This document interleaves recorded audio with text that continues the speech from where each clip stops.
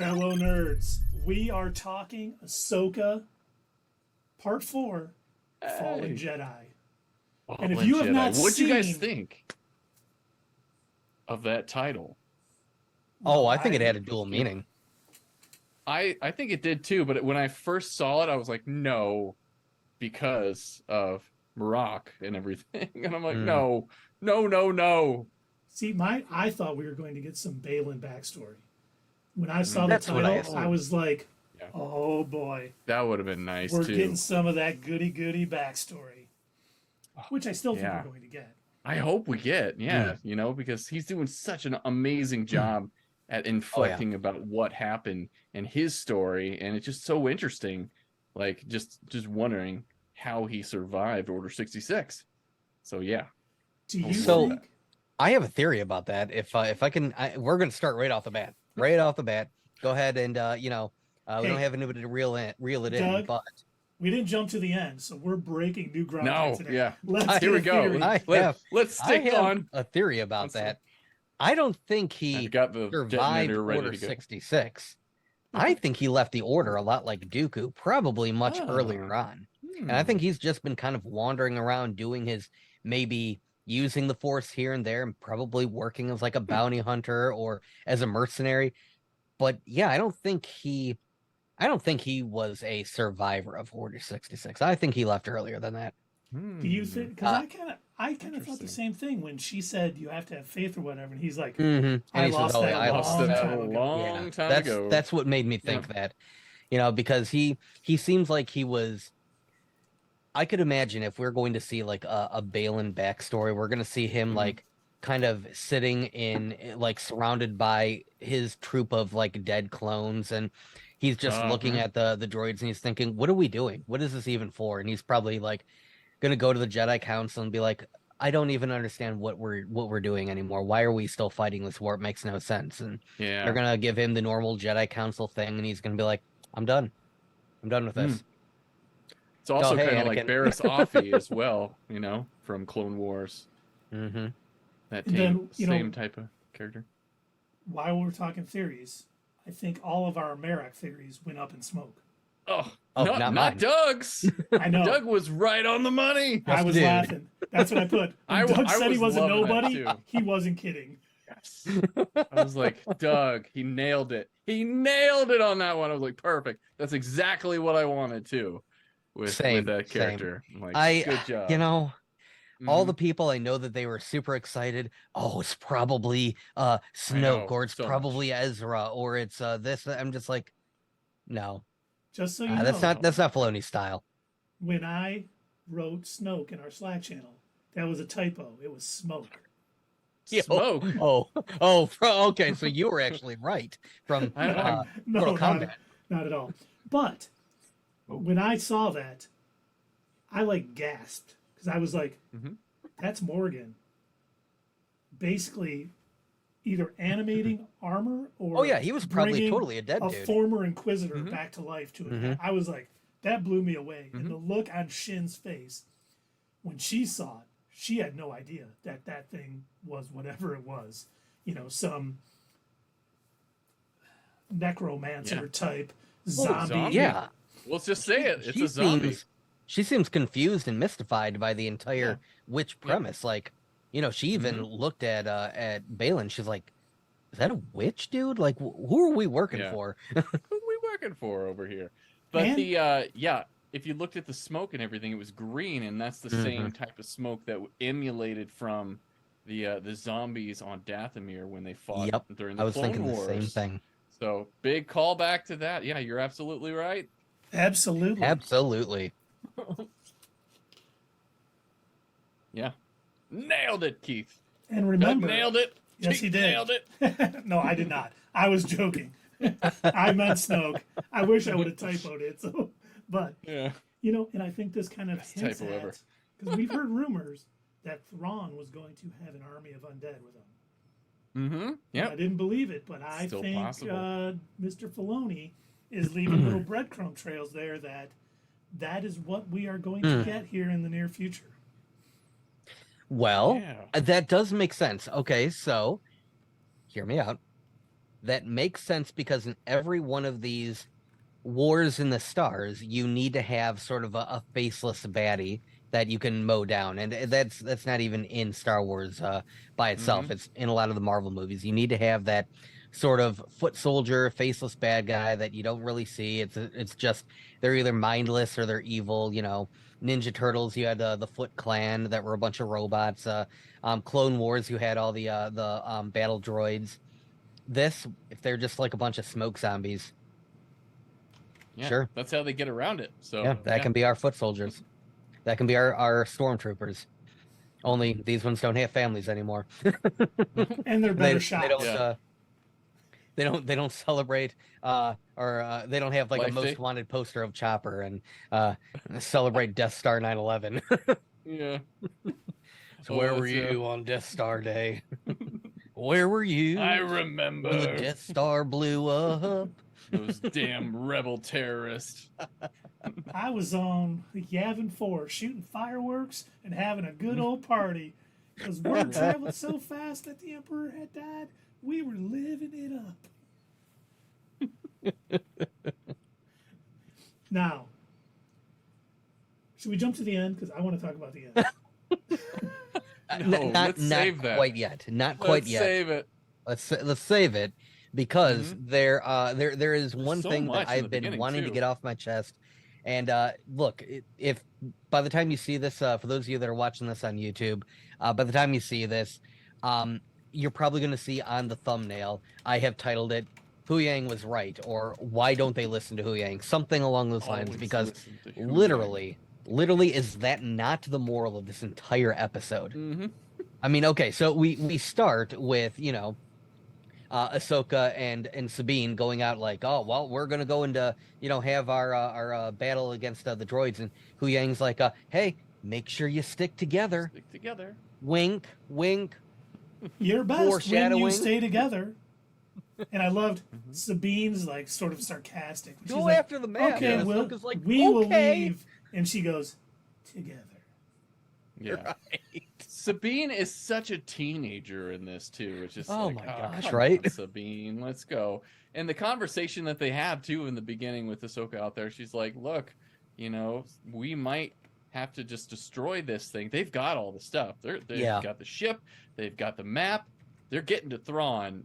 Maybe the best thing is that nobody gets there and we can't save Ezra. And then, you know, of course, Sabine's like, oh no, you know, that's the whole reason I'm here. And just that tension between the two. And then when Ahsoka asks her, do you trust me? And she's like, you know, of course you can trust me. And it's just like, oh, come on, Sabine. It's like, okay, well, we already know what's going to happen now. Yeah.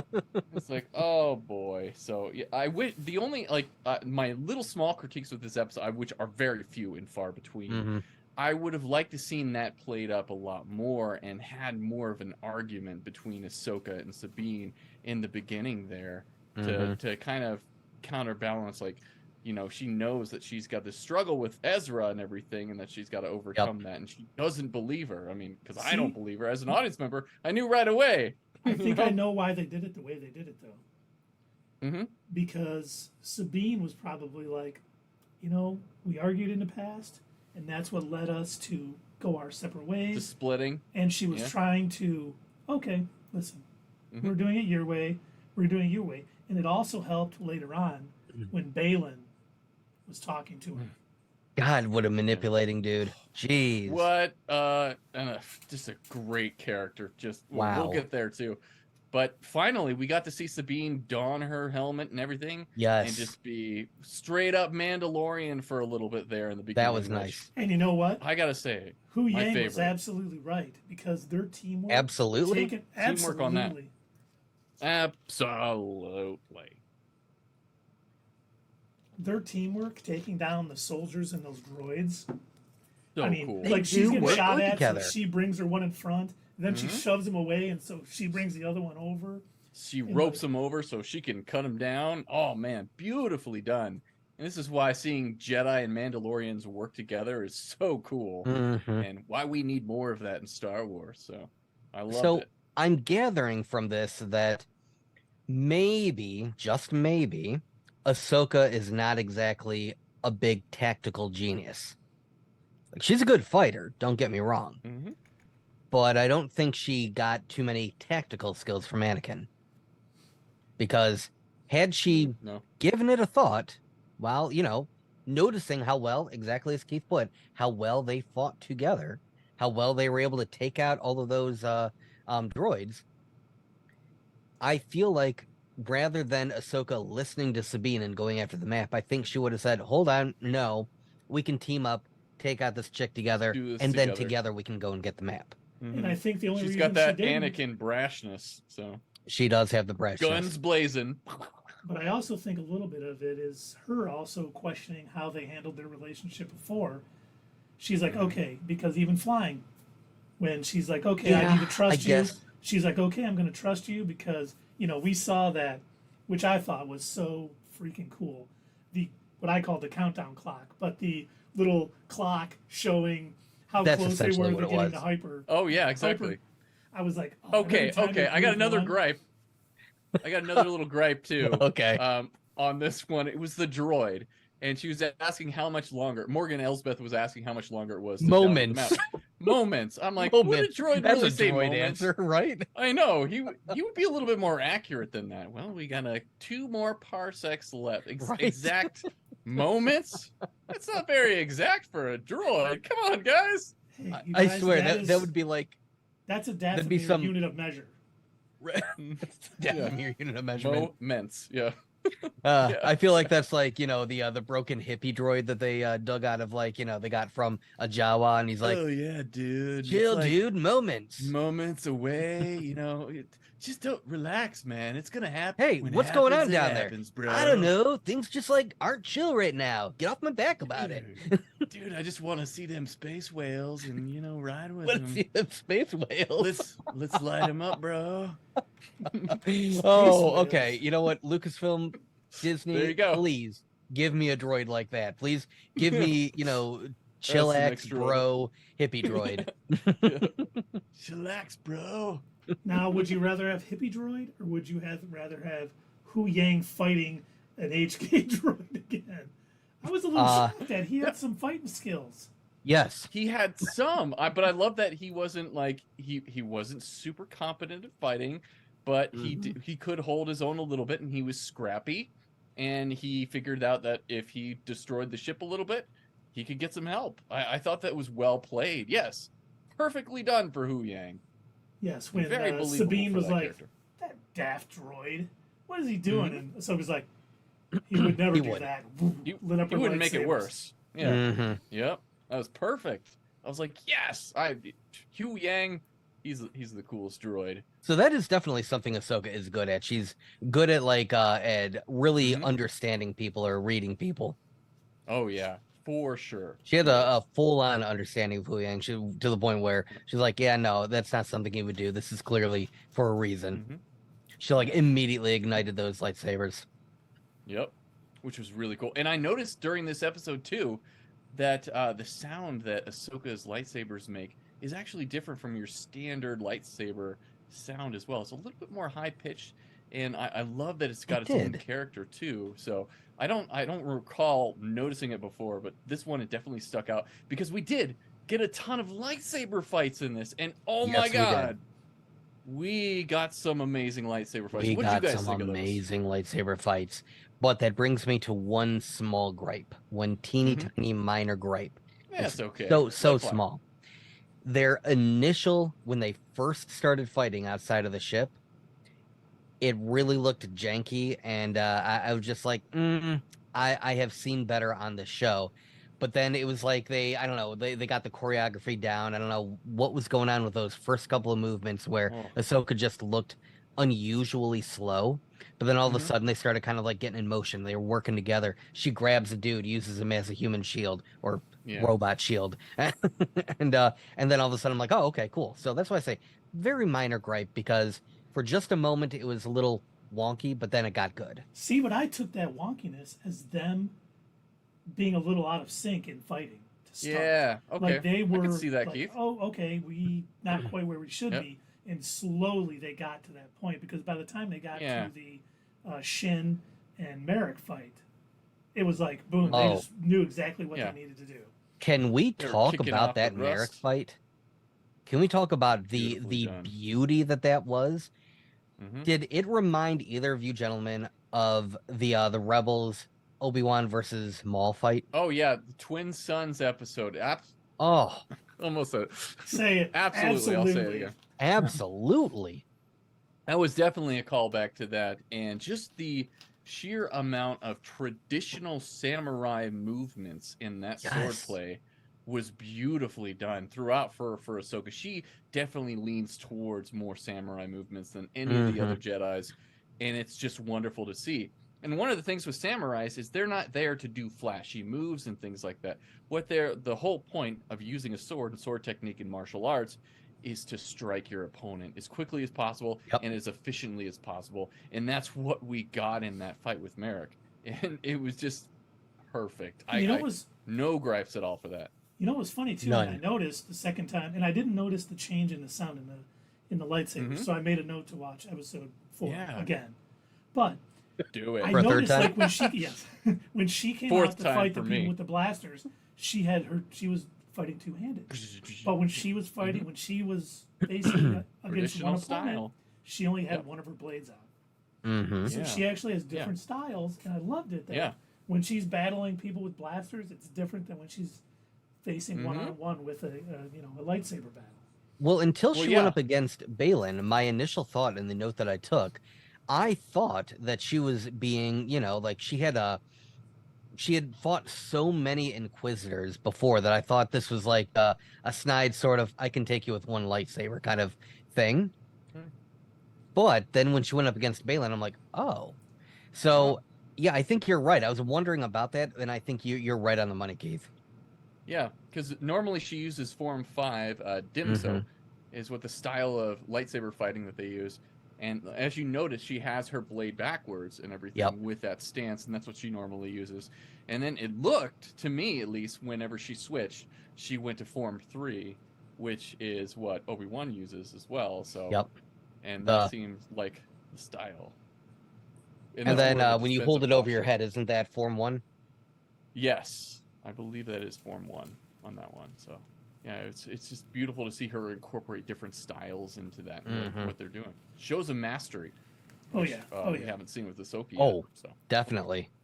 And then I think right after that battle, which I think one of my favorite lines of this entire series, when Morgan goes, "Is that a note of fear?" And he just says, "Experience." Right. Experience. I was like, damn, that was so great. That was a good line. He knows they ain't stopping Ahsoka. He knows it's going to come to the inevitable one-on-one battle.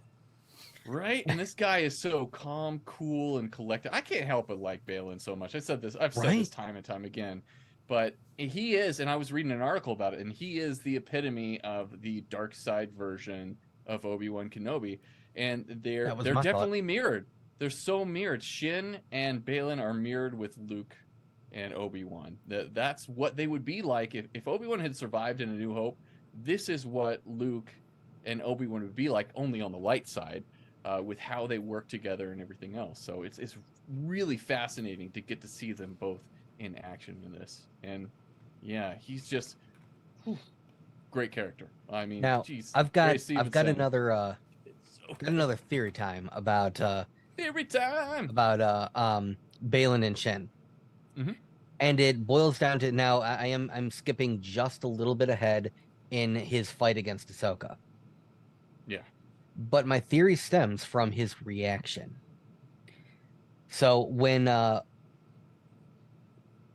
Ahsoka, uses the Force and slams Shin against those rocks, what did you notice about Baylan? He was pissed. He was pissed. He got mad. Yeah. And that seems a little bit beyond what you would normally see from a master-apprentice relationship. Like, no matter what part of the Force, dark or light, that they're on, that's still a little bit abnormal. So my theory is that Shin is either his adoptive daughter or just his straight-up daughter. I think that they're more than just master and apprentice, because he seems very protective of her. Could be, and these guys dabble in the dark side, so there's some attachment there. Even if it isn't his daughter, he probably views her as his daughter. That's what I'm thinking. I'm wondering if he maybe found this lonely, abandoned child, kind of like what I was abandoned by the Jedi, my family. So I guess we're going to be family together, something like that. I'll raise you to be a proper Jedi, but then maybe the whole Master Apprentice turned into more because now he's allowing himself to actually feel emotions for other people. Well, this whole episode dealt with a lot of attachment because the reason Baylan got so mad when Shin got tossed is because when Shin showed up, Ahsoka thought she had killed Sabine.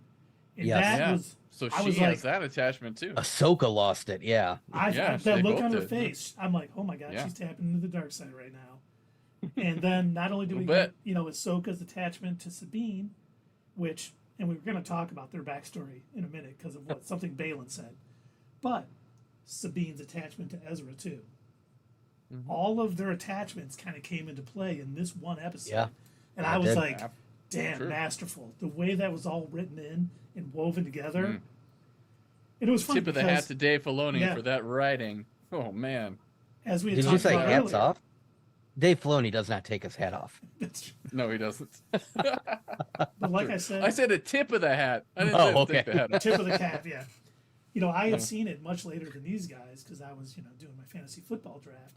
And my hype level was through the roof with both of them saying how great this episode was.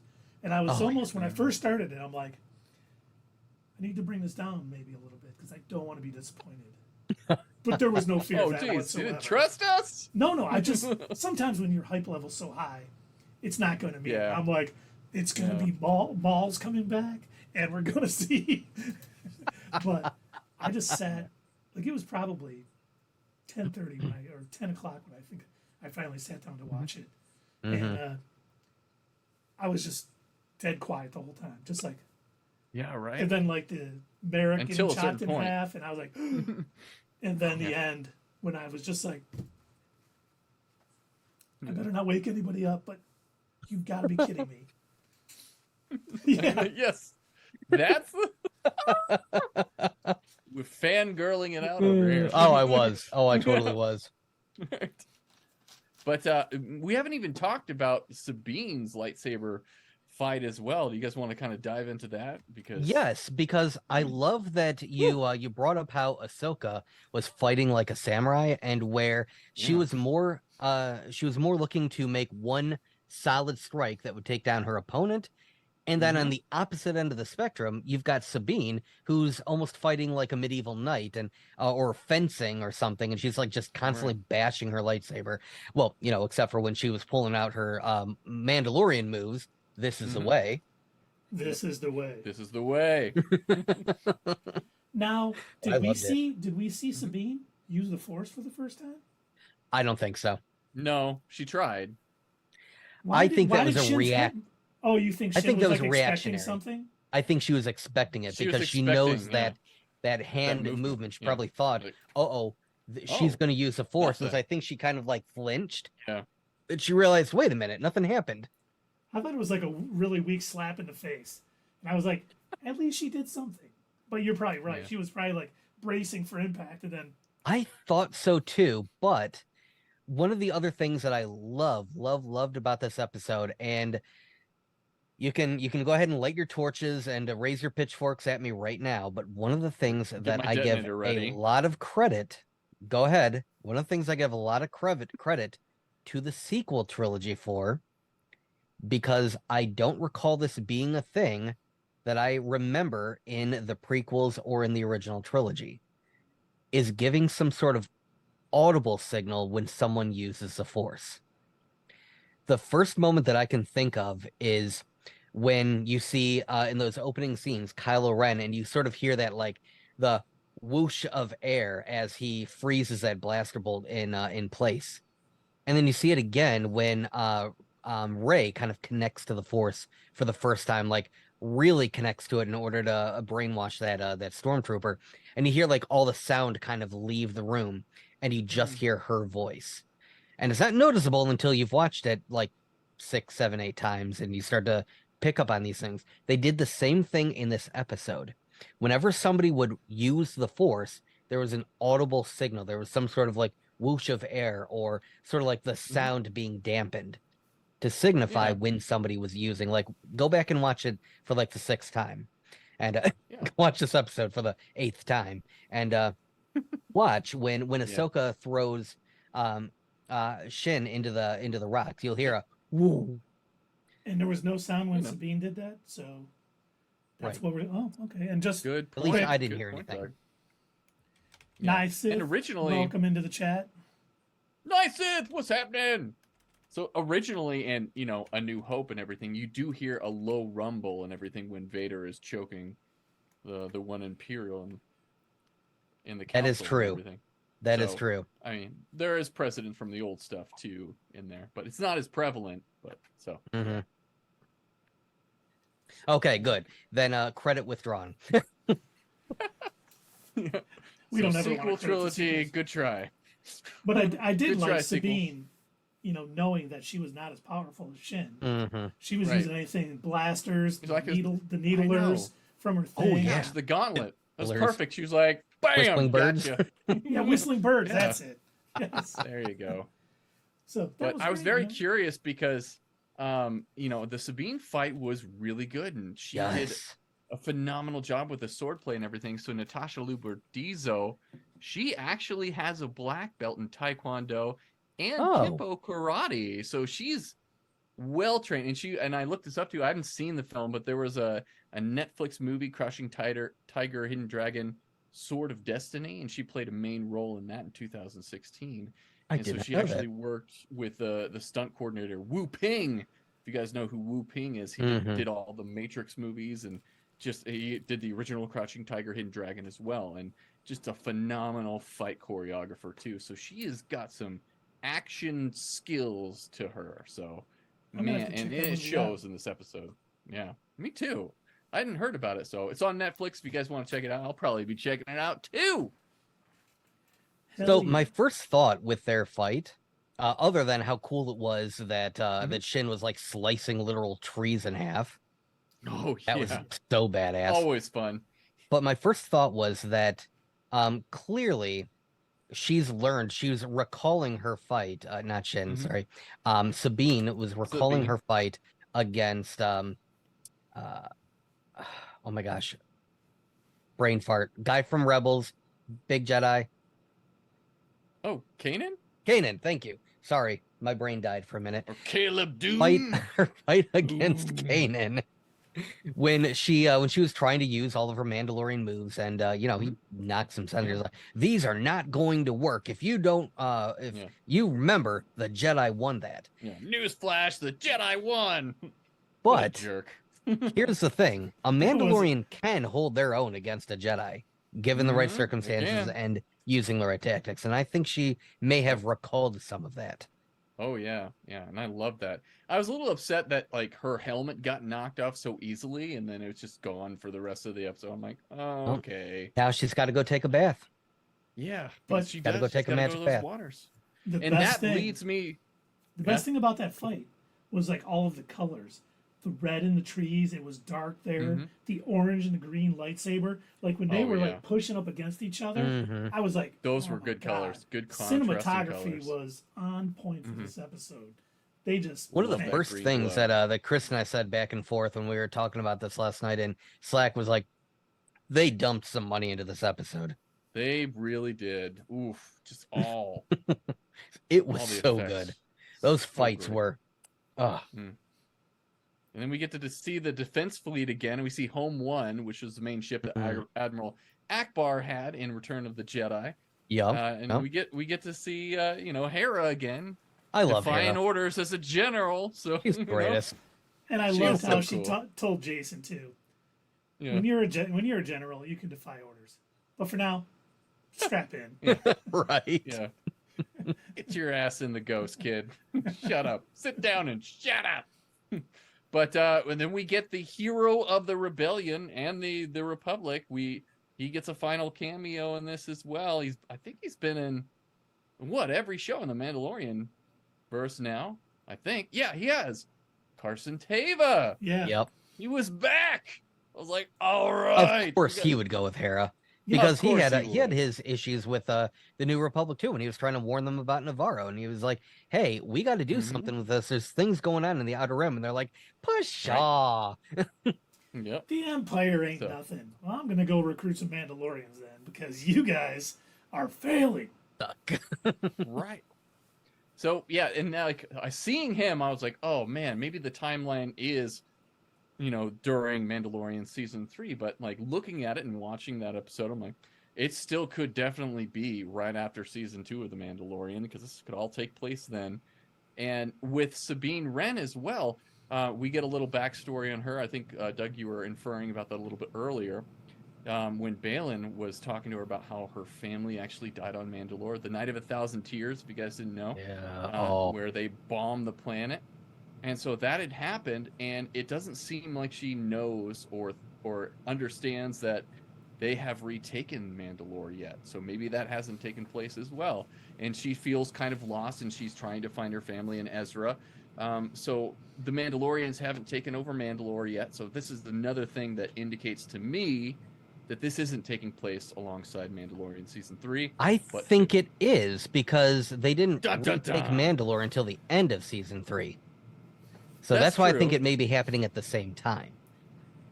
But what I want to know is, when Baylan said, "You lost your family," basically because Ahsoka didn't trust you.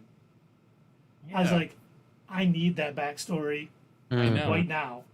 Please tell me what happened. Did she just Sabine want to like rush off to Mandalore and be like, "Hey, no, stay here, don't get involved"? Also, like Uncle Owen. Yeah. I've got a question about Baylan's comment to Sabine about Ezra.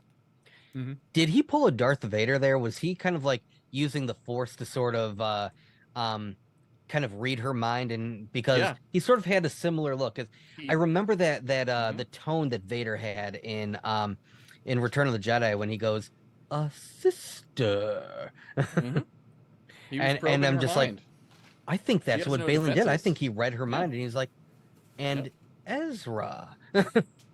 Yeah. I was like, and you guys don't see it in the movies, but the Jedi and any Force user is actually using the Force in battle all the time, trying to or get that little defense down as well. Doesn't work too well for Force sensitive people, but for somebody like Sabine Wren that doesn't have a strong ability in the Force, absolutely. I brought a big water bottle. And now it's funny because you brought up earlier the sort of parallels with Obi-Wan Kenobi. And that was very much kind of an Obi-Wan thing to do, where he could have easily destroyed Sabine, but instead put his lightsaber away, started pulling some thoughts from her. I love that. And was like, listen, she didn't trust you, but listen, I promise, if you come with us, no harm will become of you. And then, after doing that sort of light side stuff, they really put the best line possible when he said, "Do it," for Ezra. Yes. That was like, great. He just told her to do it. Do it. Do it. At that point, like, I needed to see yellow in his eyes. And it's really interesting. We're still ambiguous about like his ultimate mission here, but he wants to tear it all down to build it back up. So what exactly is his plan here? So it seems like he's not interested so much in helping Thrawn as in using Thrawn, because he made that comment. He's like, "Oh, I'm not interested in a war. Thrawn will start." Yeah. And it's like, wait a minute. So you don't really seem to care about Thrawn one way or the other than the fact that you know that he's going to start a war. Like, what are you after then? Because he mentioned like, for the future. What does that mean? Yeah, I wanted Ahsoka to ask, be like, "What are you talking about? What's your plan here, bub?" Instead of just pulling out her lightsaber, which, if you guys noticed too, Baylan was just like kind of side there. I was like, "Oh, yeah, I saw that." Okay, this is we're gonna have to come to this. This is inevitable. It's like, I love that. That was great because like, it was. He didn't really want to do that, but it's like, I guess this is Because you could tell that he wasn't interested in fighting. He really did want to solve this as amicably as possible. And I kind of figured it was going to go to a similar route when he made the comment that he did to up in the spaceship before. He was like, yeah, it'd be such a shame, to lose such a great Jedi. So few Jedi left. Yeah. Well, and I think that comment says a lot about what he wants. He wants to basically burn this completely down and start his own Jedi Academy. Start fresh. He probably has. Listen, some of these rules the Jedi had. Not great. Not how we're going to do it, and that's. I had so many ideas of what his plans was, but I think with what we've got now, his plan is to bring Thawne and his armies back and let it just destroy the New Republic and everything else, and then they can start anew. And he's going to be the, Skywalker Master or whatever they're going to call themselves, after that to build it up. Because I originally thought he wanted to get to the world between worlds. To stop Anakin from going to the dark side. Huh. Possibly. And well, I don't think that anymore, because you know what I think is going to happen? A little Okay. What's next? Ooh. I think with Ahsoka being in the world between worlds with Anakin, she's going, because I think, when Baylan was like, oh, like you walked out on your master, and he did all that, you guys are all about destruction and everything else. He was really needling her with that relationship. So I think that what happened between them still weighs very heavily on her. Like, she blames herself for Anakin becoming Darth Vader and going to the dark side. For sure, Ahsoka does, yeah. And I think we're almost going to get I can't remember the Christmas special, but Anakin is going to show her next week why, if she would have saved him from going to the dark side, it would have been worse than it is now. It had to happen this way. It was, fate or whatever. And I think she's going to become, and I don't want to steal your thunder, but what you talked about for your video on Friday, Chris made me think of this. This is her. She's going to come to this realization that she should have no guilt with what happened to Anakin. She had no fault. It's what had to happen. And that's why she's going to have that metamorphosis into becoming Ahsoka the White. Yeah, I think so. This is her character development throughout this show. She's got to start at one point, which is where we're seeing her now, and end at another in some sort of growth. And that's the most logical growth that she could have, is overcoming those feelings of regret and remorse, and that things could have been different if this or that happened in her past. And that's what we're probably going to get to see with the world between worlds, and it's going to be amazing for her character development throughout that does make a lot of sense. She's going to let that guilt go and be stronger for it. Right, yeah. That's her trial. That's her ultimate trial to become the Jedi that she's supposed to become. So now I think we've finally reached that point. The point that Keith was so excited for. Yeah. So, Ahsoka died, right? That's Jedi heaven. She's totally dead, guys. And that's the end of the series. Done. Wouldn't be the first time she died. That is true. That is true. But no, that looked an awful like the world between worlds. Oh, it 100% was the world between I worlds. didn't see any portals, but the ground looked pretty familiar. That was the world between worlds. Yes. And when I heard, I don't know about you guys. Hello, Snips. When I heard Snips, when I heard Snips, pounded my hands I was like on the chair, and I was like, he said Snips. I didn't think we were going to see him. I honestly thought we were going to hear him talk, and then that was credits. As soon as I heard him talk, I knew he was showing up there, right behind her like that. And then you see him for all of his glory, the Anakin Skywalker that we saw in Revenge of the Sith, just right there, and it looked good too. I actually I liked his look in this better than the flashback that we got in Obi-Wan Kenobi. That seemed really off because he looked old. Yes. I thought that was an unusual choice in Obi-Wan. I don't know why. Yeah. First off, first they showed him as Padawan Anakin, which I was like, that's a choice. And then he's like old Hayden Christensen 45-year-old Padawan with his little ponytail thing. And I'm like, could have put some makeup on him, something. I know what happened after Obi-Wan went to print. They were like, "Hey Chuck, weren't you supposed to de-age Where's the CG, Christian?" man? Totally forgot. Oh, I know, I forgot something. Oh no! My to-do list. It's airing tonight, buddy. I'm like, oh crap. Oh well. I will just nitpick the teeny tiniest bit about that. When I was originally watching the episode, my TV down here in the basement is a little bit smaller, a little bit older, and everything looked beautiful. It looked perfect. I didn't see any issue. I didn't have any issues with the youngification, whatever you want to call it, of Anakin. I thought that it was pretty de-aging. The de-aging. But then when I rewatched the episode on my living room TV, which is a little bit bigger, a little bit newer, I'm like, that could have been done a little bit better. The high definition is not doing it any favors. It almost looked like they were trying to make him a little ghost-like, like Force ghost. Is that what it was? Solid. That's how I took it. I looked at it. I was because it did look overly feathered. Yeah. Yeah, it was a little ethereal. So yeah. Okay. All right. Yep. Now, question. And Chris and I discussed this. Waiting for this. Yep. Is that Anakin? Is that really Anakin? I think it is. So there's because a couple of clues that point to no, and it could go either way at this point, you know. So there's a couple of clues that say no.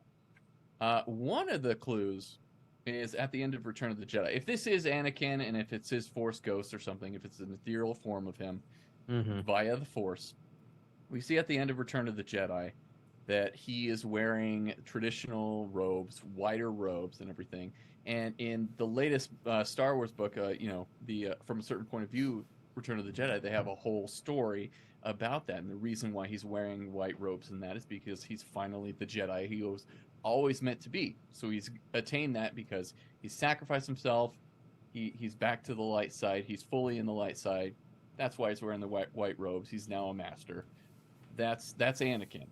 So it doesn't make a whole lot of sense to have that same character go back into his darker, Jedi robes that he wore during Revenge of the Sith at that time.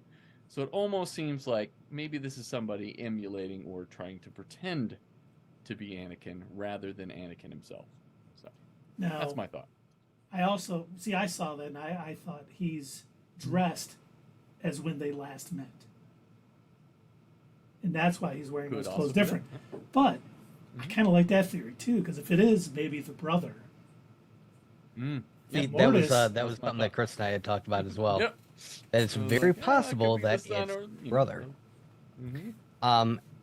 And that does make sense to me once you think about it. When Ahsoka was pulled out of the portal by Ezra, you remember how she was reunited with her spirit owl? Whatever that thing is called.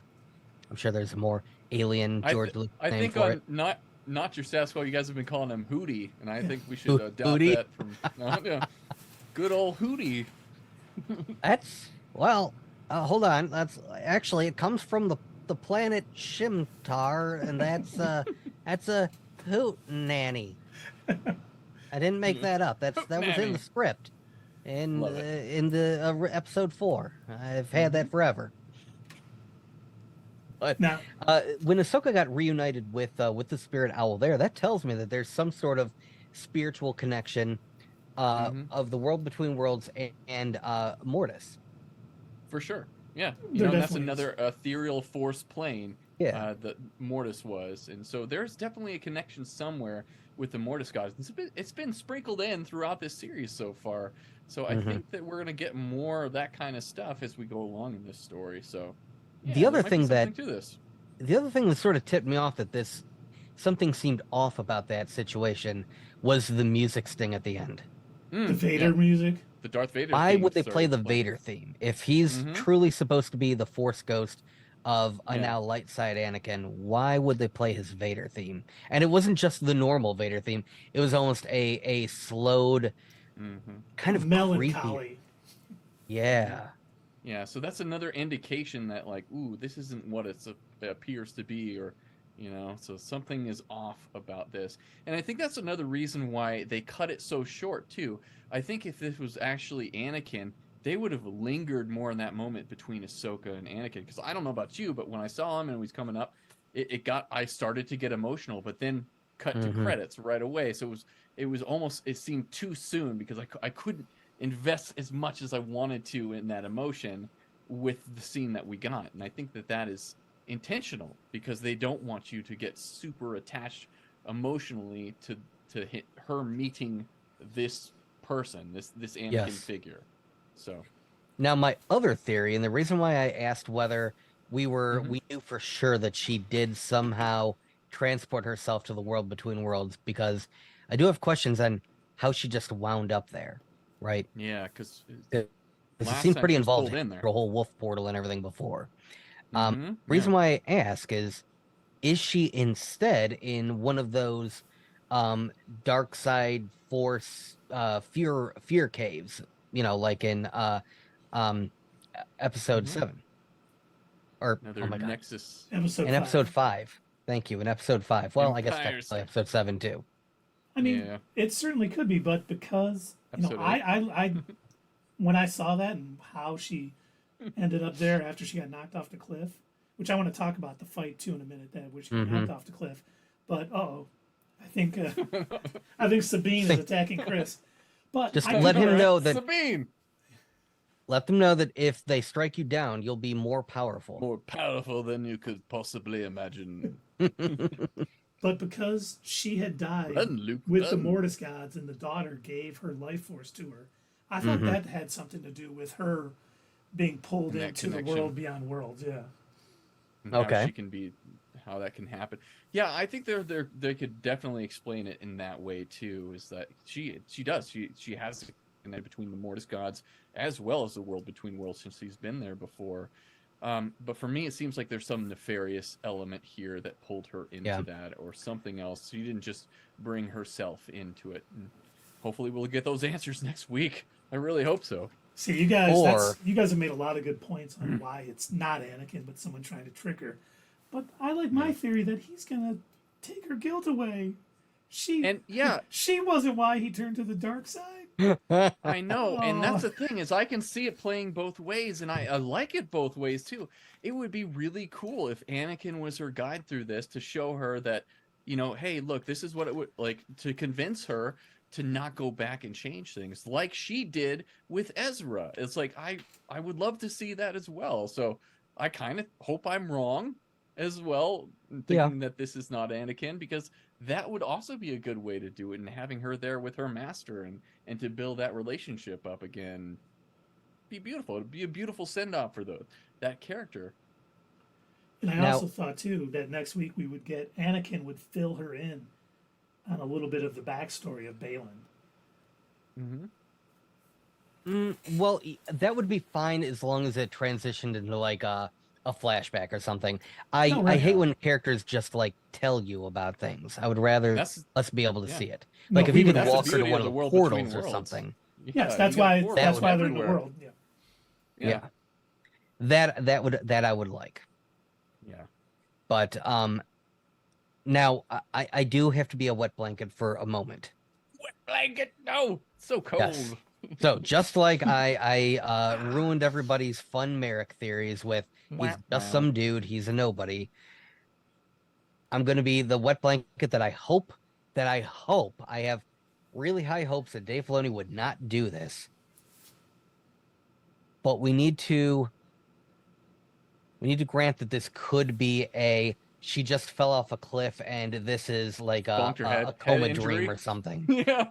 And it's Anakin like because so the line that he said it's a lot sooner than I thought.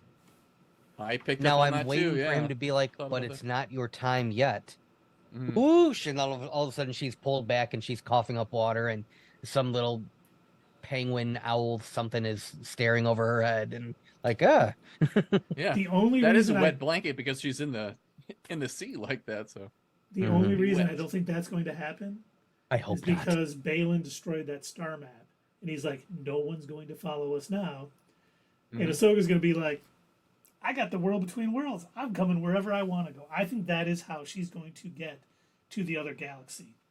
I 100% believe that that's how she's going to get there too, Keith. Like it's at first, last week I was talking about the Purgles and everything, but yeah, after seeing this, it's like, oh yeah, that's the way she's going to get there now, and it makes total sense because you can travel to different places. It traverses time and space, so we'll definitely be able to see that with the world between worlds. But you don't think that would be too much of a cop out?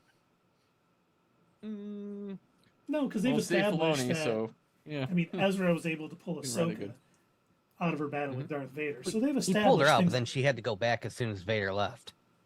Like as soon as he was like, "Hey, where'd she go?" But this is all about time and space. I mean, they saw different things when they were there, and I think Ahsoka is going to, if it is Anakin and not the brother or some other, Exar Kun or something, one of these dark Siths, Darth Bane or someone tricking her. I think she's going to get a history, a little bit of Baylan. She's going to learn that, hey, let those feelings go. No one could have saved me. I was too lost because of my attachment to, Padme and what my kids would eventually be and all that stuff. And I think eventually he's going to be like, but we do need to stop Thrawn. And they're going to find their way to there. But the way this episode ended, to me, was fantastic because it reminded me so much of The Empire Strikes Back. Because basically, they won. Oh yeah. And a lot of these TV shows that are on Disney Plus, even though they're TV shows, they're not really TV shows. They have weird endings and weird parts. But this was perfect. This was one of those cliffhanger endings where it ended, and I'm just like, I need to travel the next Tuesday. I cannot wait. Yeah, I need to know what's going on. Same. We need to get ourselves to the world between worlds and traverse our way on through to Tuesday next week, guys.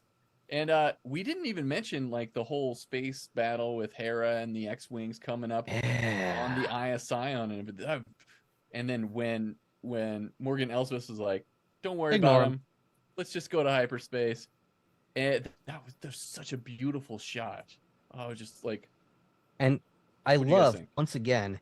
Whenever they illustrate the danger of hyperspace and when she just shot into hyperspace, right? So that reminded me of, I think they did this in, was it in Rogue One where those ships were blasting into hyperspace and the Star Destroyers were like crashing into the Rebel ships and destroying them?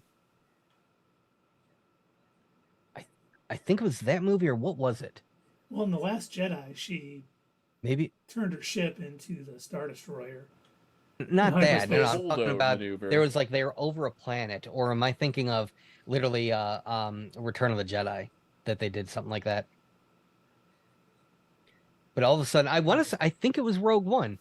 All of these ships started coming out of hyperspace. All of a sudden, all these Star Destroyers, and they were like just bashing into the Rebel ship. Yeah, that was Vader's Star Destroyer at the end of Rogue One. Was that what okay. Yeah.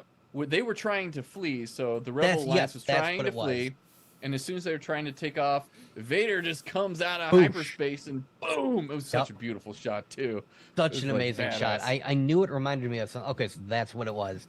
I was like, it reminds me of that moment. Thank you for refreshing my memory. The old man, he is still trying to get the file cabinet. Like I said, in the dog in my brain, my brain cave. But so like when she just shoots into hyperspace and destroys those X-Wings. I'm like, oh. That was... And then we get a little call back to with little Jason there. He's like, Mom, I've got a bad feeling. Yeah, minor nitpick. That has got to be the worst utterance of I've got a bad feeling of this in all of Star Wars. I think that was the worst version of it. Yeah, I think they were trying to switch it up a little, though. They didn't want. They were, but with his pause, I thought he was going to be like, "Mom, I had an accident. I had a boo boo, a boom boom." Mom, why did you take the active war zone? And rightfully so. Yeah, why are you taking your child into a dangerous situation like that, Hera. Come on. That's not even the worst thing Last she's done Jedi. with him. She leaves him with Chopper. Leaves him with Chopper all the time. This is a negligent parent. Okay. All right. I will not stand for it here at Fatherly Fandom. We need to be taking care of our kids and keeping them safe. Hera, what you doing? But you know, honestly, it was like almost the worst way they could kind of hint that he has force sensitivity. I got a bad feeling. Come on. Dun dun dun. But of course, that just leads into the theory that he's going to be a part of. Actually, I take that back. I don't think I talked to you guys about this theory I have that there is going to be. This is going to be post Ahsoka, post movie. This is going to be more when we get the Rey's New Jedi Academy movie. Oh. I think there's almost going to be a second school of Force users that Ahsoka maybe runs, and it's going to be because Rey has the the Jedi texts And she's all just that going to stuff. do the same thing that Luke tried doing, probably, Exactly. right? And Ahsoka's going to be like, that's not the right Fail way. miserably. This is how it has to be done. And I've learned from mistakes, and I think this is the way, and I think we may get 2 separate schools of Force users. That could be the Star War. Yep. And eventually they're going Ooh, to they go up versus against Rey. each other? One night only. either that or Ahsoka's going to learn, oh, the Jedis were right. I was wrong to leave. Yeah, right. No, I don't think that's happening. I know. I'm joking. Yeah, you think we would see an old Ahsoka in the new Rey movie? I think so. Oh, how great would like an old grizzled Ahsoka that acts sort of like old Yoda, hunched over on a staff. You don't know nothing about the Force, whack.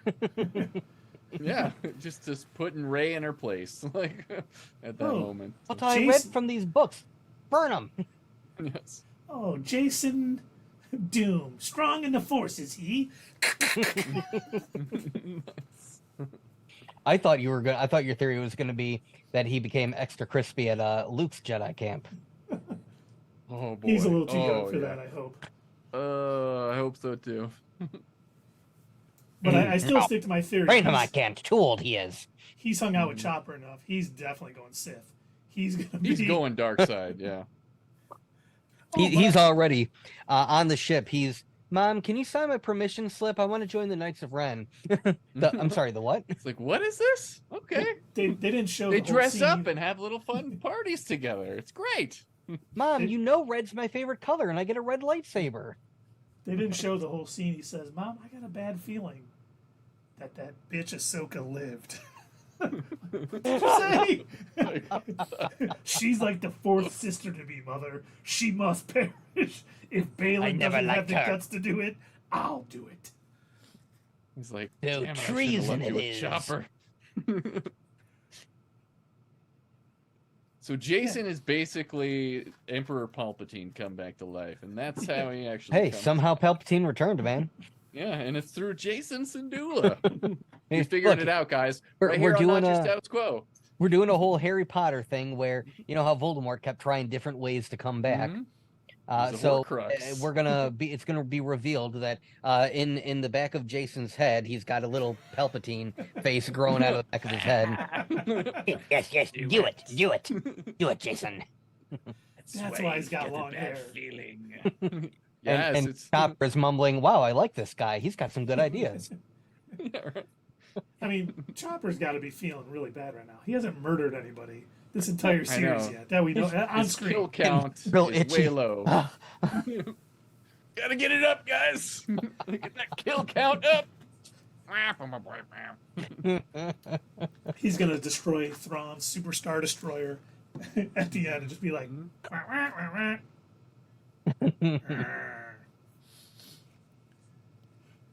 Oh, but I wanted to talk too because I loved the way the Ahsoka and Baylan fight ended.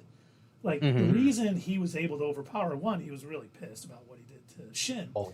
But also, she was fighting one-handed because she pulled that thing out and it burned her hand, injured her. Yeah, burned her hand. And she was fighting one-handed. And he knew it, and he was no longer holding back because he was like, he has respect for Ahsoka.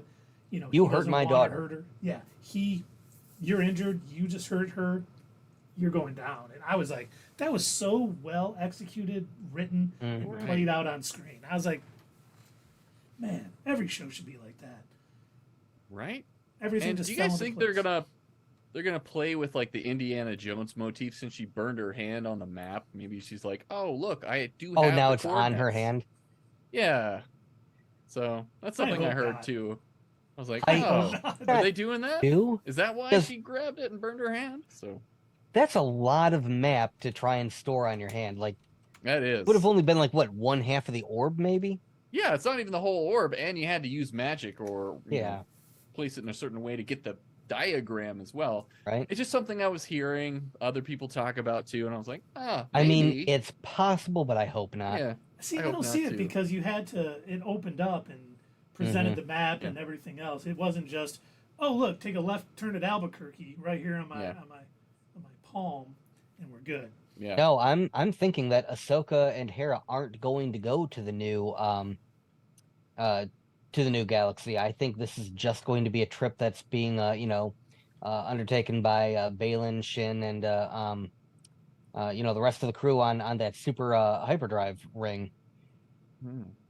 I think we're going to have like a split story where we're going to see what Ahsoka and Hera are doing, on one galaxy, and then eventually we're going to bring Thrawn back. The only issue I like that theory a lot. I want to see the galaxy more with Ahsoka. I do like that theory a lot. The only problem is there would be a lot more going on in that other galaxy because they would just be like, Thrawn's coming back, you guys. Right?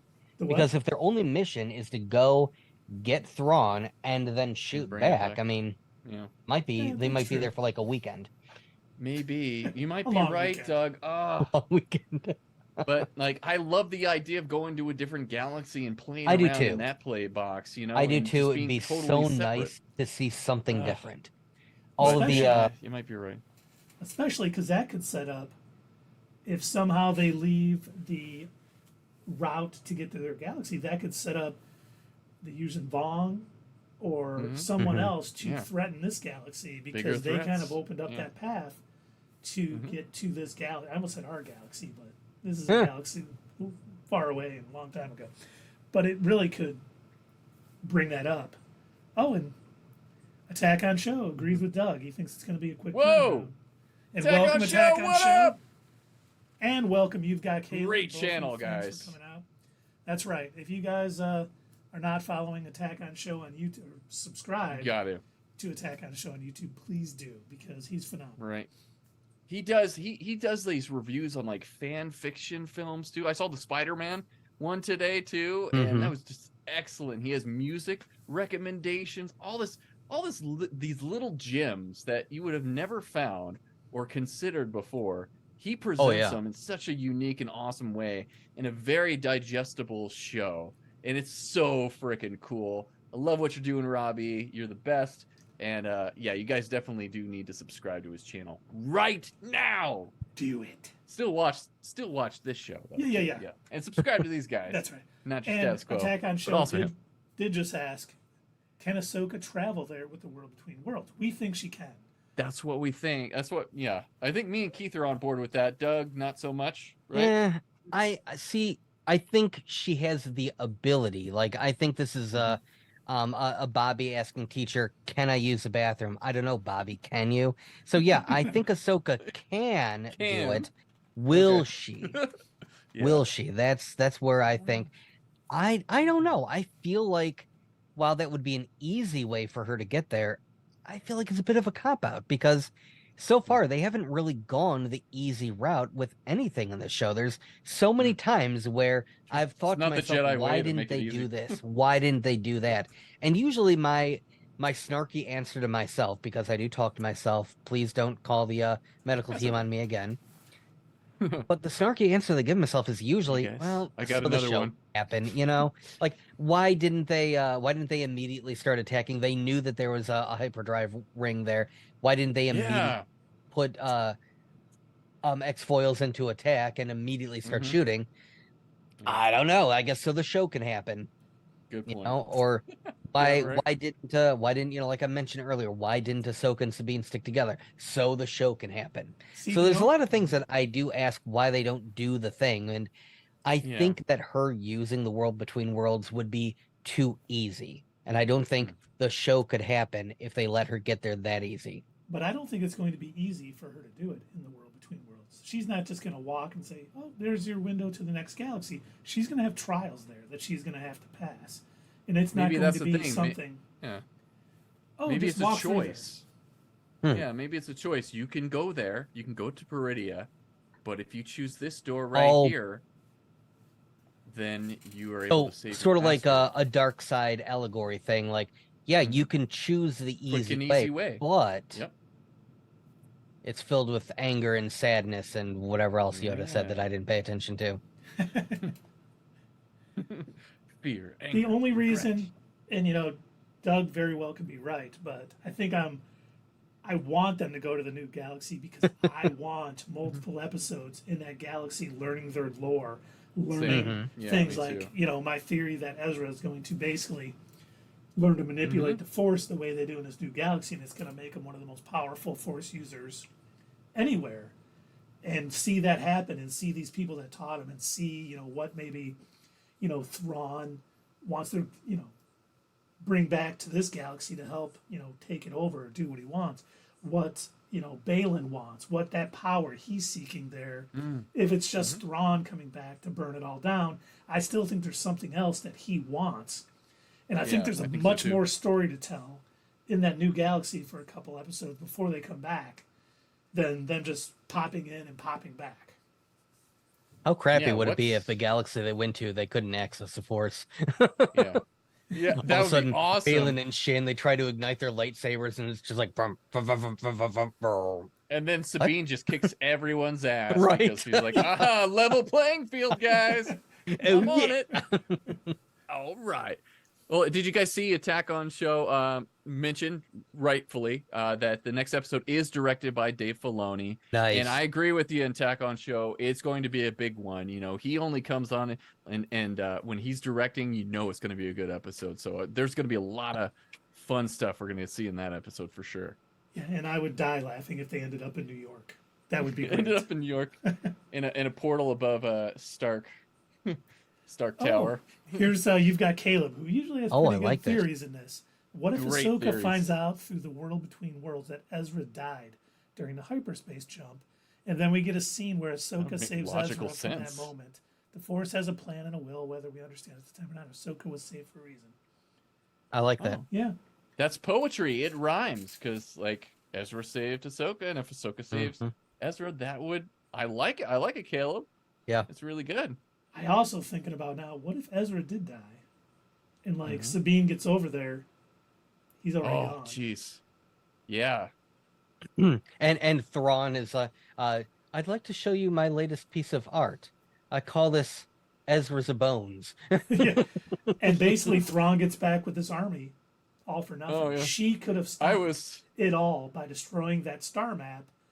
She didn't have to do it for Ezra. She could have destroyed it, even though I don't know if her gun would have destroyed it, because Baylan's saber took a minute to kind of crack through it. Yeah, it did. But I like that fact, too. She could very well blame herself. If she gets over there, Ezra is no longer alive, and all of this was for nothing, and it brings Thrawn back and war back to our galaxy.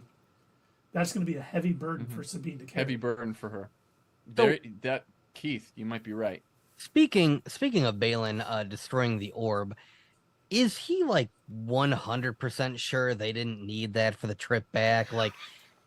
Should he really have destroyed it? Shouldn't he have, I don't know, maybe just taken it with him?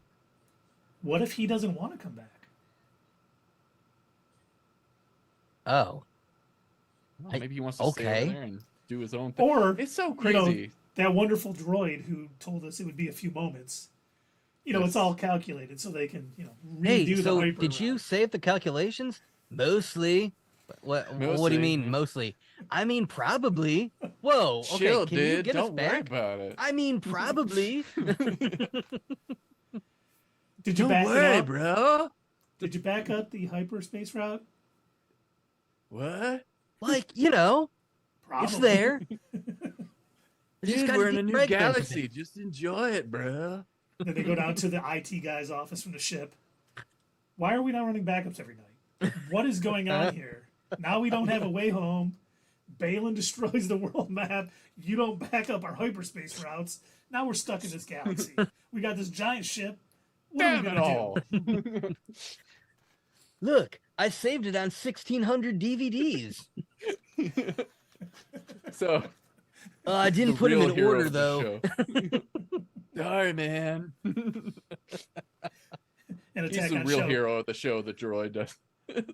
Attack on show. He's like Fat Thor. He just wants to play video games. Get off my back. Seriously, I can't get that line of his out of my head. How far along are we? Moments. Moments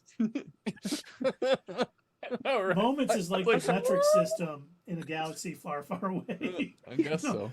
It's parsecs and moments. We literally are the Empire's remnants here. We should be using empirical measurements, guys. Come on. Come on. They bought that droid from a Jawa. Yeah. What do you expect? Right. True. Look, man, I just want to eat eggs. Okay, I'm like really into eggs now. I'm an egg guy. You're a droid. It's like, but they're so delicious and tasty. Get off my back, bro. Like just cracking open a furry egg? Ooh, Suka. Oh, man. That's still, watching that episode, they wasted so much of that egg. You think if they had a better way to eat it. They really did. It was all over. Yeah. It's like, did all the Jawas even get a taste of that thing? No. Either that or like they're licking each other later. Yeah, right. It gets even grosser. Okay. This stream has gotten out of control. No, it's gone just right. Best stream ever. I don't know what you're talking about. And for those of you out there, I just put a link up to Chris's YouTube channel, Fatherly Fandom. So if you're not already subscribed, please do. Because he is a fantastic YouTuber. If I need to put Attack on Shows in here too, because he's awesome. You do. You know, we talked about it earlier. You definitely need to subscribe to his channel also. I've learned so much. Me too. And if you guys haven't done so already, make sure you subscribe to Nostr Status Quo. Follow him on Twitch here, as well as YouTube. All the socials as well. That's right. We're here to entertain. And of course, you know, those of you wondering, Dave is not here tonight. Dave is actually, for lack of a better term, he's John Connoring the AI for the WGA and the Actors Guild. He's going down. He's smacking Bob Iger around. He's like, you don't use the AI. John Connor. So we're worried that Terminators are coming after Dave. He's in. Yeah.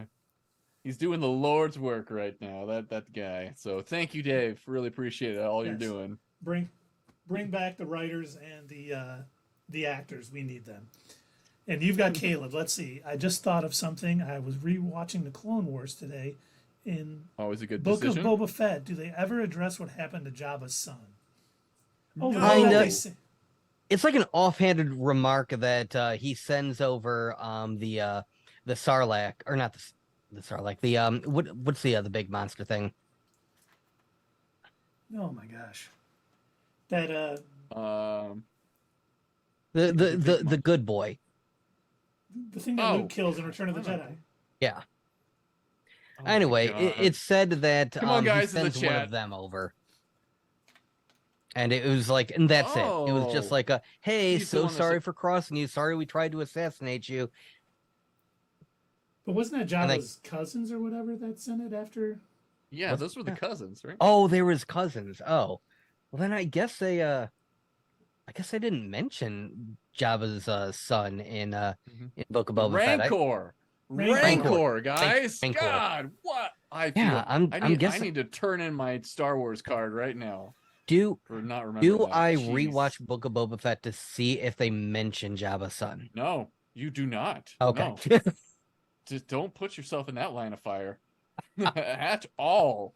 You can If watch I had 5 and the- 6. That's it. If I had the Danny DeVito meme right now, Yeah, so I went ahead and I pre-ordered the high definition 4K versions of Mandalorian season 1 and 2. It's going to be a really tough decision whether or not I splurge for the money to buy Book of Boba Fett if that comes out. And the answer is no, I probably won't. I'm just going to skip that altogether. But yeah, just don't watch it. It's better for your health, better for everyone. there's better ways. Better ways for everyone. Better ways to use your time. Yes. Oh, now, for sure. Yeah. I don't know if you guys saw Looking this at the thing, wall. and I bring this up, with a lot of sadness. Okay. Mm-hmm. The next episode of Ahsoka is going to be released in theaters in certain cities. Huh? Unfortunately, ours are not. That's one of them. awesome. Oh yeah, of course not. I never get anything up here, so. But Is that them saying that this next episode is going to It's be gonna be a big so one. good and so cinematic that it needs to be seen on a theater screen? that's how I took it. There's a special fan celebration too happening that week as well. So a lot of things are happening next week. The first album too, the soundtrack for Kevin Kiner comes out as well on the 15th. Nice. So yeah, a lot of good Star Wars stuff. Very cool. It's gonna be. See, we need to find out when those screenings are too, because much like the West Coast people and the people over in the UK, when it was airing at 3:00 in the morning Eastern time, giving us spoilers. If people are watching that episode Monday night or something, I need to shut down my social media. Is it coming out earlier, or is it supposed to be on Tuesday? I think it's actually on Tuesday.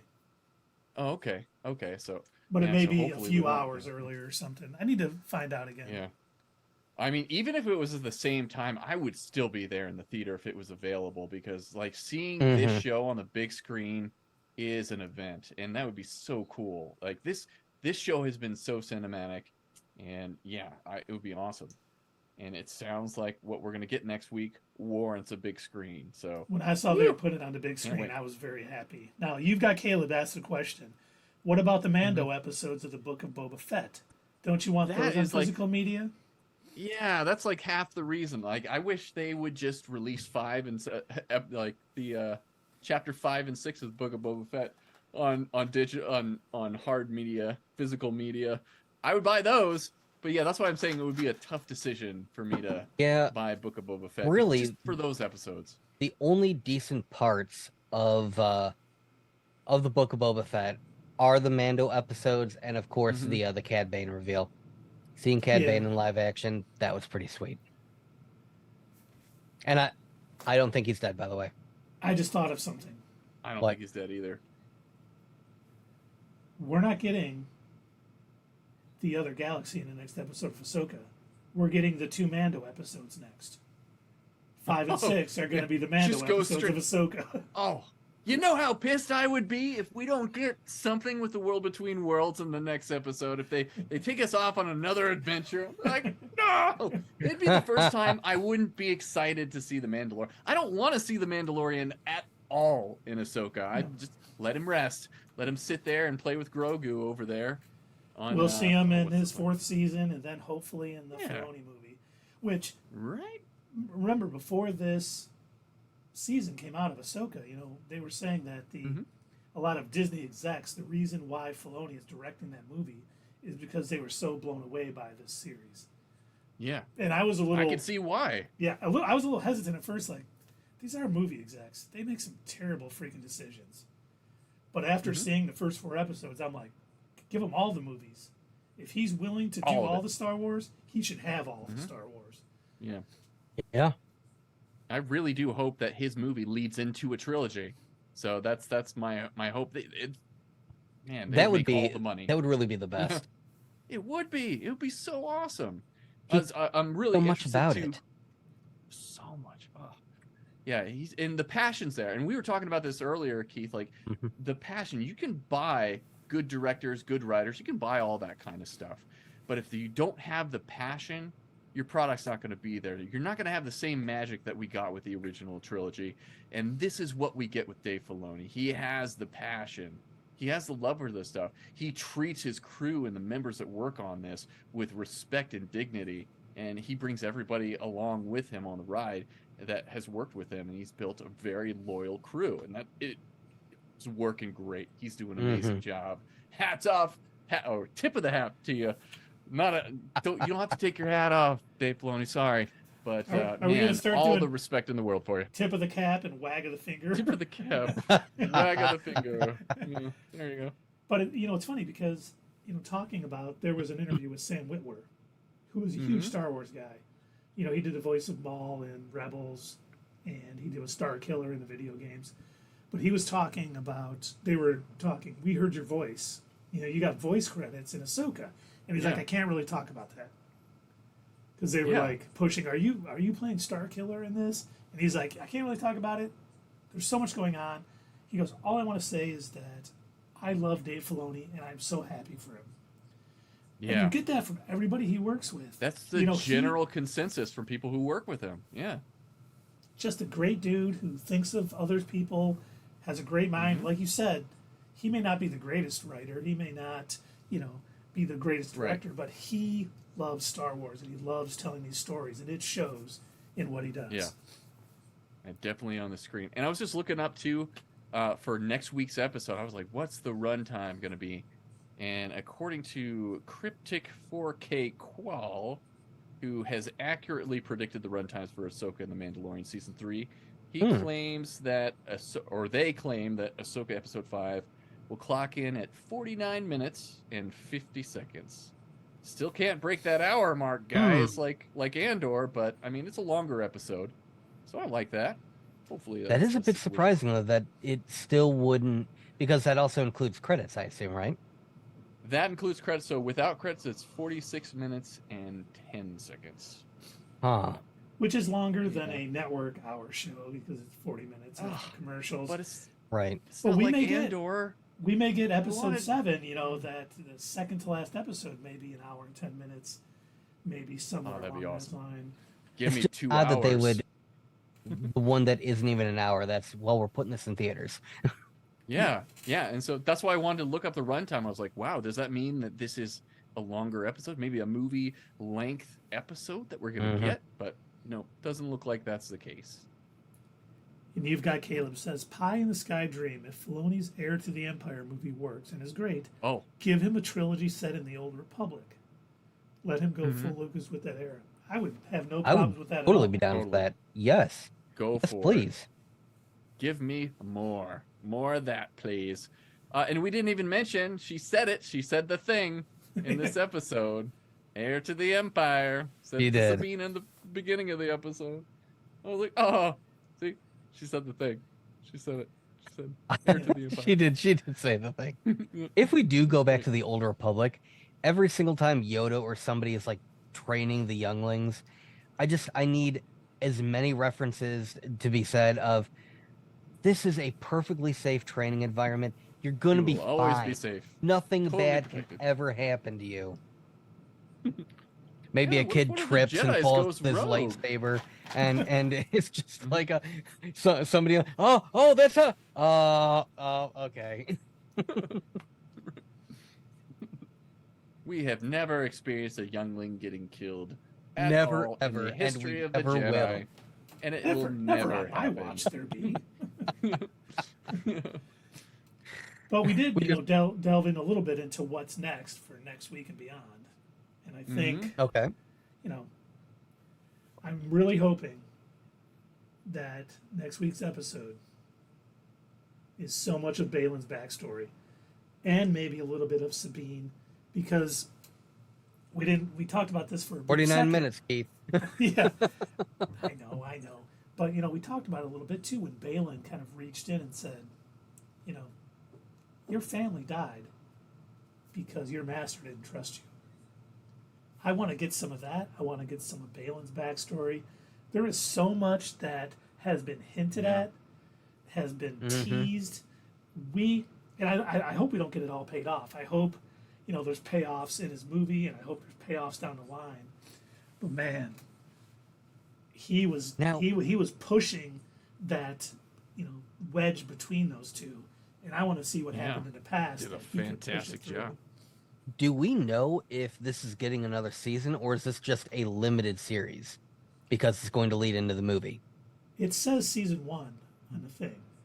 But it hasn't been confirmed there's going to be a season 2 yet. Oh, it has? It hasn't. It wasn't like Obi-Wan when they called it a limited series. This is called, the Ahsoka series, and it says season 1 and stuff. So hopefully, because you are. I'm not going to say the word. You are right. You are right. I didn't say what kind of right you are, but you are right. Okay, you're absolutely right. Yeah. There you go. Fine. You looked really excited. I couldn't let you down. But no, you are.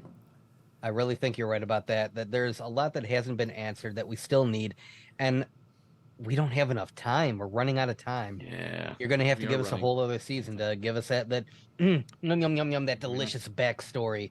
I need it.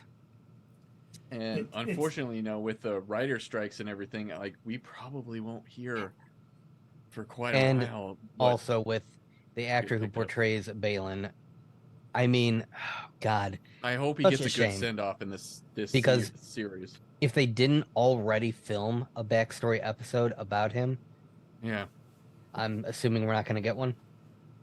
I hope we won't get one if that's the case, because, he's done such if a they phenomenal try job to with AI this. him back to life, I'll be so mad. Me too. That'll be that. No.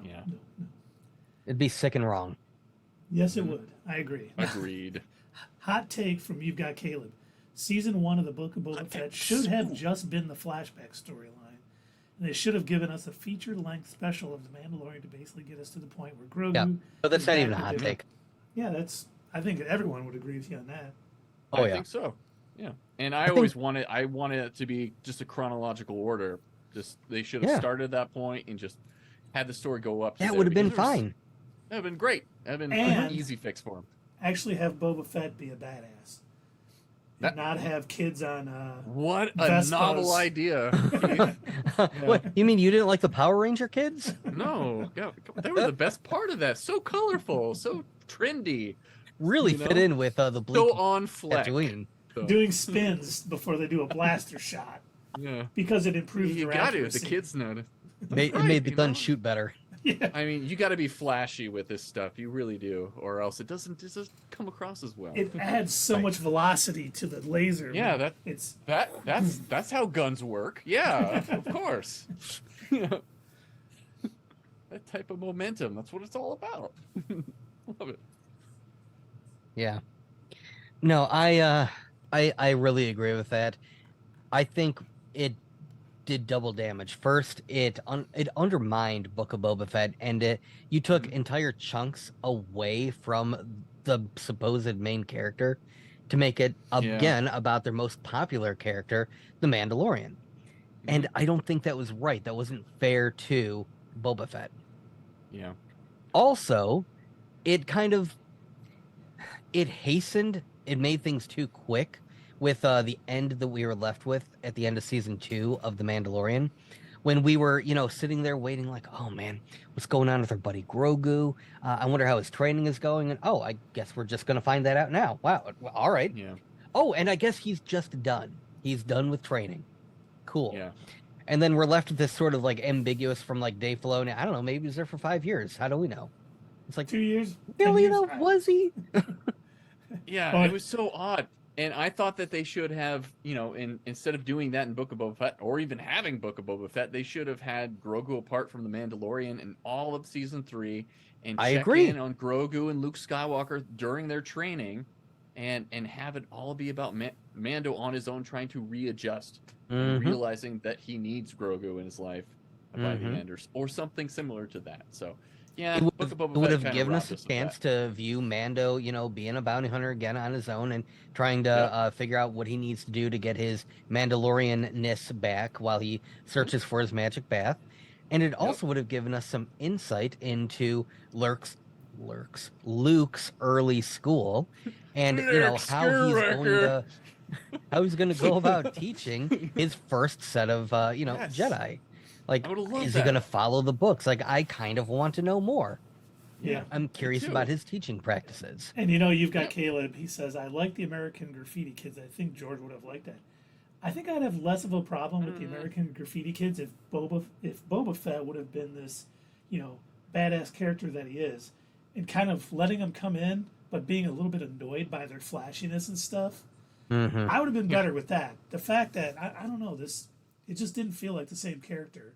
Like he just brushed everything off. He should have just straight up murdered one of those kids right off the bat, or the Twilight guy and everything, the Major Domo. Like, that guy would have been dead first episode if it was the old style Boba Fett.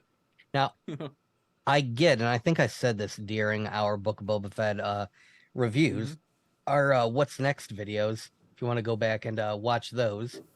I think I said this back then, but it could have just been a fever dream. I understand why Disney made the choice that they did, because you can't tell kids this is our hero and have them going around being, going on a murder spree. Now. But see, that's the unfortunate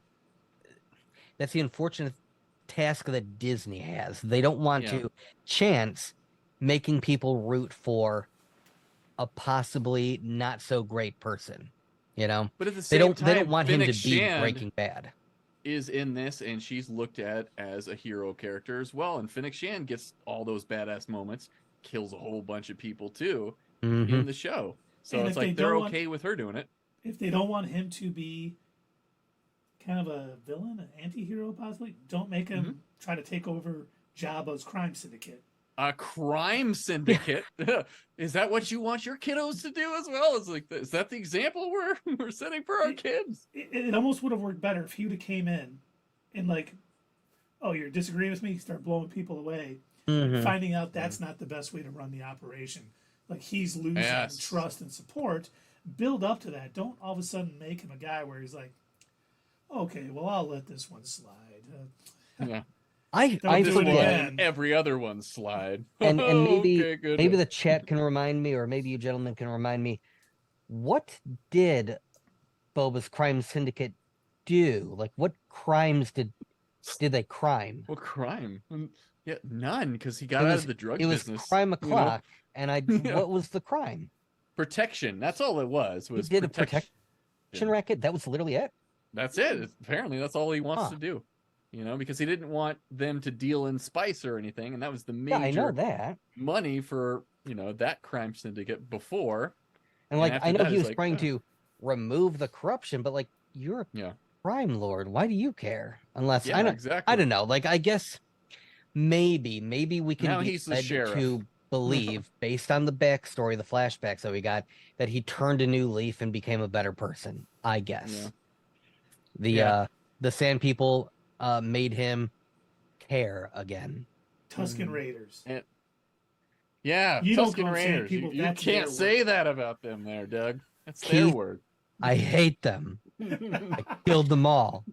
The women. And the children. Oh my God.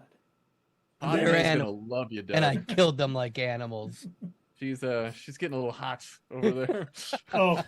Hearing about all this Sand People death. From what I understand, Book of Boba Fett was an executive mandate. Bob Chapek and the other Disney execs saw the great reception Boba got in Mando Season 2, and then Dave and John were like, oh, what do we do with this character? I could see that, for sure. I don't doubt that. Meanwhile, they made a whole movie about Maleficent. Hey, my daughter loved that movie. Yeah, I think my daughter loved that movie too. Listen well, but all of you. Originally, though, Boba Fett was supposed to be one of the standalone solo films, and that ended up not happening. Wasn't Obi-Wan too? Yeah, Obi-Wan was going to be a standalone film as well, and here's the deal. And I've got a little poll up on my YouTube channel about which of the live action series are people's favorites. Right now, it's Mandalorian and Andor. Those are the two that people are voting on. Nobody who has voted so far has voted for Obi-Wan Kenobi or Book of Boba Fett. The two shows that were actually supposed to be solo films at one point. But the solo film for Book of Boba Fett was converted into The Mandalorian. And the reason why they kind of nerfed Boba Fett was because they gave The Mandalorian all the good, juicy stuff that we wanted to see with Boba Fett. It was given The Mandalorian. They wanted to do something different with this character, with Boba Fett, to differentiate him from The Mandalorian. They didn't want to rehash what we've seen already. So, in effect, The Mandalorian was so good, but at the same time, that detracted away from what we got with the Book of Boba Fett. You just couldn't do the same thing. And yes, Attack on Show. We did talk about this earlier, but it is official. Ahsoka Episode 5 will air in select theaters in the U.S. and internationally on September 12th. First time ever a Disney Plus series is receiving a limited theatrical release for just a single episode. That's we talked about that earlier. That is special. Unfortunately, I plugged in my zip code and nowhere near. Same. Yeah, I double checked that. Road trip. Tried searching. Yeah, it's a shame. It's going to be like in Maine. It's going to be in New York, California, obviously, and in Washington, Seattle. And no, we're glad you brought it up, Attack on Show. Away. You don't know if we had talked about it or not, so we appreciate that. We're just very sad and upset that it's not in our area, because I've been enjoying it on my 55-inch TV. If I could watch it, especially if they put it like in the IMAX theater. Yeah. Well, now, okay, since it's going to be at the AMC in Boston, Massachusetts, now you gentlemen, you know that I've been working on my Boston accent, so I can really fit in with all of them. So I'll waltz in. Perfect opportunity. Crikey, give me a ticket. I'm a Bostonite like you. Shrimp on the barbie. Oi! Kangaroos. Yeah, can't you tell that I'm a I'm from Boston. I'm a Bostonian. You mites. I'm like that guy Miggs. Crikey. From Space Boston. Let me see this movie. Fun fact, who is Australian? Who? Natasha Liu Burdizzo. Our Sabine really? Wren. She's from Australia. Yeah. Yeah. So it's another fun fact that I learned about her. So, yep. Yeah. Is Shin Hati, is she like Icelandic or something? Shin Hati. I don't know. Because I heard a slight accent on her in this episode. Let me see here. She does have a slight accent in the show. While you're looking that up, Doug, you've got Caleb. I think maybe we should have gotten Fett, a Star Wars story that served as a pseudo sequel to Solo, a Star Wars story, and focused on a 30-something Boba working for Jabba as hand busts onto the spicing. That would have been fantastic. I don't think anyone would have been against that, because I was way off. Ivana Sakno. He's from Ukraine. Ukraine, okay. Yep. Has she been in anything else? I've never seen her in anything. Yes. A couple of Ukrainian movies. And a Ukrainian sitcom, apparently. Leslia and Roma in 2013. Is it Where Are My Pants? Where are my she was pants? also in, obviously, the greatest movie with Mila Kunis, The Spy Who Dumped Me. Oh, boy. A 2018 American action comedy film. And apparently, another fantastic film she was in was Pacific Rim Uprising. Yeah, I just saw that. Oh my god, that movie was so bad. It was just, and I love the first movie. That is one of my guilty pleasures. So I was so pumped to see the sequel, and that was the biggest freaking letdown of my life, seeing that piece of garbage. I didn't see the first one in the theaters, but I ended up watching it when the second one was coming out, and I was the same way. I watched the first one, I was like, wow, that was very entertaining. That was great.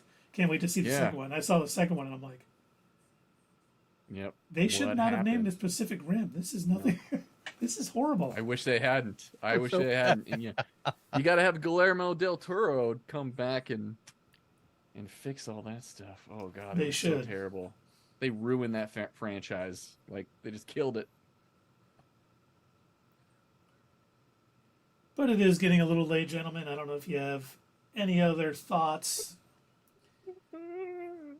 The only other thing that I'll state, because I'm trying to find it and I don't see it anywhere, on that website where they are listing the different theaters where they're going to be screening that episode of Ahsoka, they are listing a poster for that episode. Oh, they are. Yep. But it's really small, and I can't find it on Google. But I love this poster because it's showing not only all of our normal characters that we've seen so far, but behind Ahsoka, they're showing a ghostly Anakin. Anakin's on there. But I have a problem with this because I have seen this on social media. Really? It feels like a spoiler to me that they're posting. I haven't seen this one yet. The official account posted the poster. Really? Okay. Yeah, and I'm like, that is a bit spoilery. Guys. They shouldn't have done that. People haven't seen this last episode yet. I was really worried about my last video whether or not I was revealing too much, but apparently not. If Star Wars, at the beginning of the video, you make sure to let people know. There's some serious spoilers here. So. Yeah, I really was very cognizant of that. I was like, I don't want to spoil this for anybody, but the people that have seen it and have these questions, I want to be able to answer that right away. And because I was really excited to talk about the World Between Worlds. So, yeah. It's on Instagram. Everywhere. It's everywhere. And I'm like, oh, man, come on, guys. You're going to spoil it for so many people.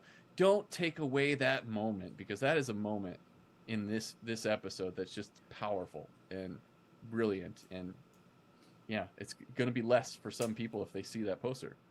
Mm-hmm. Well, I don't know, because we had heard that Christian... oh my God, I almost called him Christian Leitner. Hayden Christensen was going to be in this, and he was on set. That still did not lessen the impact for that scene for me. I knew he was going to be in it at some point, and when he showed up, it was still pretty amazing. Yeah. Still, man, him saying, "Hey, Snips." Oh. Man, I was like, he said it. He said Snips. He did. I don't know why that affected me so much, but you know who else is on the poster? Who? Merrick. Yep. Still so on he the is. Poster. Has he got a little bit of smoke coming out? I'm like, ah. He's super tiny. Hey guys, I'm still here. He's like, I'm going over to Lost to be the smoke monster on the island for a bit, but I'll be back. There you go. You heard it here first, not your status quo. What I really appreciate about this poster, and I don't think they've done enough to really display this difference, or they don't really bring it up. Nobody's mentioned it in the show.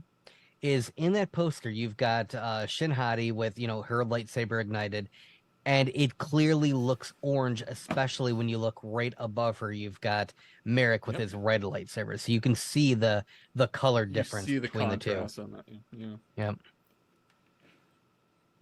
Yeah, they haven't mentioned it in the show, but a lot of people picked it up right away when the trailer dropped, and Dave Filoni did comment on it. He was like, "Oh, good eyes. Yeah, those are orange. Those are." I definitely picked up on it right away. Yeah, you got good eyes there, Doug. Great eyes. Well, I guess the reason why I focused in on it is because I watched the trailer and then I watched it, like 26 more times, which is perfectly normal. Per usual. Yep. Per the usual. As I always say. And all of a sudden, I'm noticing all these videos. Ahsoka doesn't look finished. These are early screenings. They're still working on the CG, and I'm like, what are these videos talking about? And they were pointing out. That's a nice poster. They were pointing out that the reason why the lightsabers looked orange is because those were what the actual physical lightsabers look like before they added the CG light effects. That was the excuse that a lot of these YouTubers were given, and I'm like, no, I don't think that's the case, guys. No.